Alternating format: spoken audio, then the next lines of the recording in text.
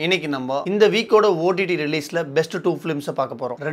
ரெண்டு படமுமே 24 மணி நேரத்துல நடக்கிற கதை. Stolon straw. ஒரு படத்துல ஒருத்தவங்களுக்கு ஹெல்ப் பண்ண போய் அதனால நடக்கிற பிரச்சனை தான் படத்தோட கதை. இன்னொரு படத்துல ஹெல்ப் பண்ண யாருமே இல்லன்றது தான் பிரச்சனை. வணக்கம் சினிஃபைல்ஸ், நான் உங்க பான் ஃபார் சினிமா.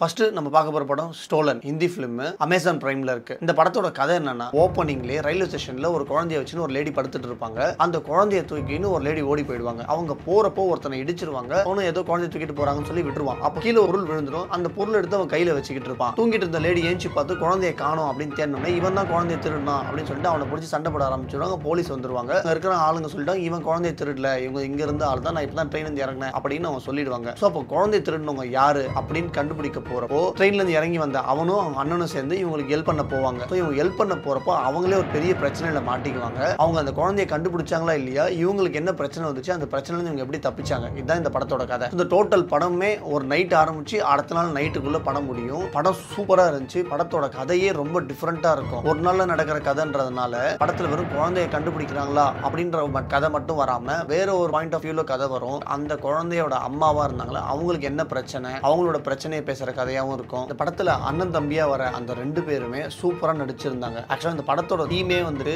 ஒருத்தவங்களுக்கு ஹெல்ப் பண்ணணும் அப்படின்றது தான். அந்த படத்தோட ஓப்பனிங்ல வந்துட்டு தம்பி ஹெல்ப் பண்ண ரெடியா இருப்பான், அண்ணன் ஹெல்ப் பண்ண ரெடியா இருக்க மாட்டான், ஹெசிடேட் பண்ணுவான். ஆனா இந்த படத்தோட கிளைமேக்ஸ்ல அவங்க பண்ண ஹெல்ப்னால ஒரு நல்லது நடக்கும். அதனால ரொம்ப சந்தோஷப்படுவாங்க. இந்த படம் பார்த்து முடிக்கிறப்பையும் நமக்கு தோணும், கண்டிப்பா யாருக்காச்சும் ஒரு இடத்துல இந்த மாதிரி ஒரு கஷ்டம் இருந்தா நம்ம கண்டிப்பா அந்த ஹெல்ப் பண்ணணும், நம்ம பண்ணலன்னா விஷயம் நடக்காது அப்படின்னு சொல்லி நம்ம கண்டிப்பா தோணும். ஸோ இது ஒரு நல்ல படம், த்ரில்லர் படம்ன்றதுனால இந்த படத்தோட கதையை இவ்வளவுதான் சொல்ல முடியும்.